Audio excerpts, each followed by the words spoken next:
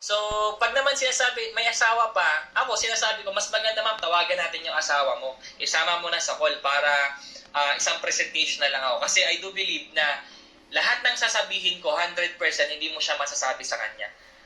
Tama? So, yun ang sinasabi ko. So, minsan tinatawagan yung asawa, pero pag hindi naman, tutuloy ko na lang din yung presentation, di ba? Malay mo naman, magbabakasakalit tayo naman on the spot pa rin natin. Okay?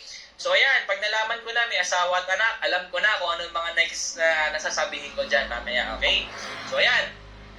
Pangalawang tanong ko, ano reason mo ma, bakit mo gusto mag-business? Bakit mo to tinatanong, Jel King? Para alam ko kung ano yung mga pwede kong ibagsak sa kanya during my presentation. Malay mo gusto niya pala mag for good, malay mo gusto niya lang pala na extra income, di ba? Malay mo para lang pala talaga sa anak niya, di ba? So, kailangan malaman mo yan, okay? So, number 3, ulitin ko ulit yung tinanong ko kanina. Aware naman po ba tayo na may puhunan sa JC Business, no? Di ba? Para ma-remind siya. Ayan. So, yes po, sir. O, yan. So, pagkatapos ito, yung step 1 natin, papasok na yung step 2 natin, yung introduction sa sarili mo. So, dito sa step 2 natin, kailangan alam mo yung 3-minute miracle mo. Oh, familiar ba kayo sa 3 minutes miracle para sa mga bago na nandito? Kung hindi pa, as your grand leaders, ano ba, JL? Ngayon pa lang, i-chat mo na agad siya, personal. JL, ano po ba yung 3 minutes miracle? Yan, so sa 3-minute miracle na yan, i-share mo lang sa kanya paano ka nag-start ng business. O, syempre, una muna, pakilala mo yung sarili mo, paano ka nag-start ng business, at paano ka natulungan ng negosyong to. Yun ang nilalaman ng 3 minutes miracle po natin. Okay? So, ayan. So, napakilala mo na yung sarili mo. Next. Siyempre, importante yan para para katiwala ka. Nabubulol si Jelking, di ba? Ayan. So, parang kilala ka din nung nag-inquire sa'yo. So, step number 3. The business concept. Ito na yung presentation. O, paano ka kumikita dyan? O, sige ma'am, discuss ko po sa inyo, okay?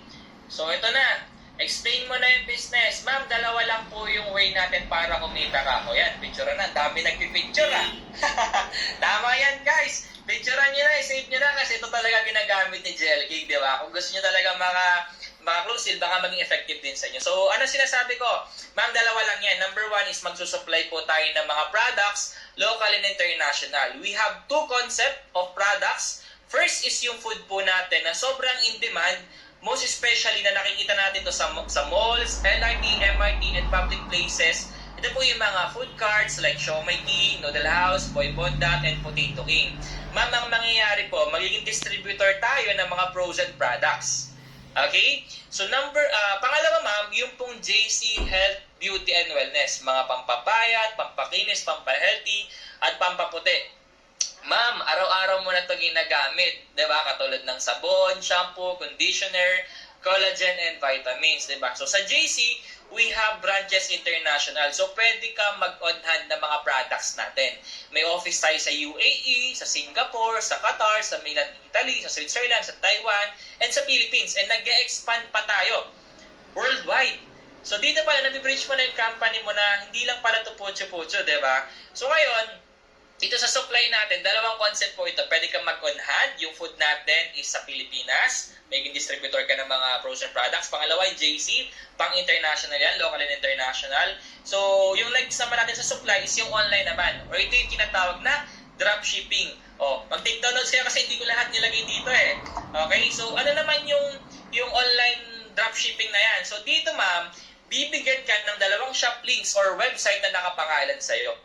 Yung food business and JC, Health, Beauty, and Wellness. Ma'am, perfect to para sa mga busy na tao. Kasi si company na ang bahala sa products kapag may nag-order sa'yo at company din ang mag-pack ng items and magpa-deliver. Diba? So, tuturuan ka sa trainings, paano mag-market at mag-promote online. Diba? So, nakaready na lahat pagpasok mo.